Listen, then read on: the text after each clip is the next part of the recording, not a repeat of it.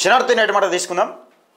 రాజకీయాలు రంగులు మారుతున్నాయి. పార్టీ జెండాలు వేరైన నాయకుల ఎజెండా ఒకటే. ఖద్దరు చొక్కాల చాటున అవినీతి జేబులు నింపుకుంటుంది. అధికారంలో ఉండే నాయకులతో పాటు అనుచరులు కూడా చక్రం తిప్పుతున్నారు. ప్రజాస్వామ్యం కొన ఊపిరితో కొట్టుమిట్టాడుతుంది. సమాజంలో ఉండే మేధావులకు ఈ ఊసరవెల్లి రాజకీయాలు కనిపిస్తలేవా?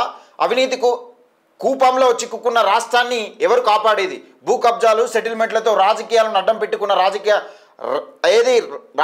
అడ్డం పెట్టుకున్న నాయకులు రాక్షసుల లెక్క రెచ్చిపోతున్నారు. అగ్రవర్ణాల ఆధిపత్యం మీరిపోతుంది. ప్రధాన మీడియా మౌనం వెనుక మతలాబేంటి?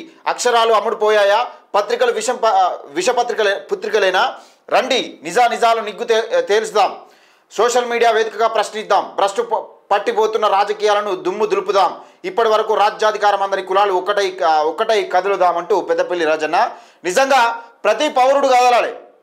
మనం అనుకుంటాం గ్రామ పంచాయతీలలో ఎన్నికలు ఏమున్నాయంటారు, కానీ గ్రామ పంచాయతీ నుంచే మొదలు కావాలి. సోషల్ మీడియా వేదికను వాడుకోవాలి. ప్రతి ఒక్కరు కూడా వాడుకోవాలి. సోషల్ మీడియా వేదిక ద్వారా మనం ఏం చేయదలుచుకున్నాం, మనకు ఎలాంటి నాయకుడు కావాలని మనం సోషల్ మీడియా వేదిక ద్వారా పంచుకోవాలి.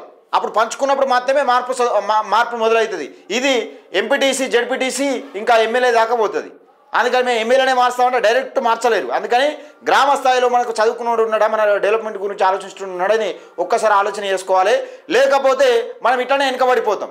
ఒక్కసారి ఆగమై ఓటేసినాం అనుకో 5 సంవత్సరాల భవిష్యత్తు ఆగమైపోతుంది. 5 సంవత్సరాలు వెనుక పడిపోయినట్టే కదా. అందుకనే ఓటేసేటప్పుడే ఒక్కసారి ఆలోచన చేసుకోవాలి. దాన్ని ఉద్దేశించి పెద్దపల్లి రాజన్న నేటి మాట.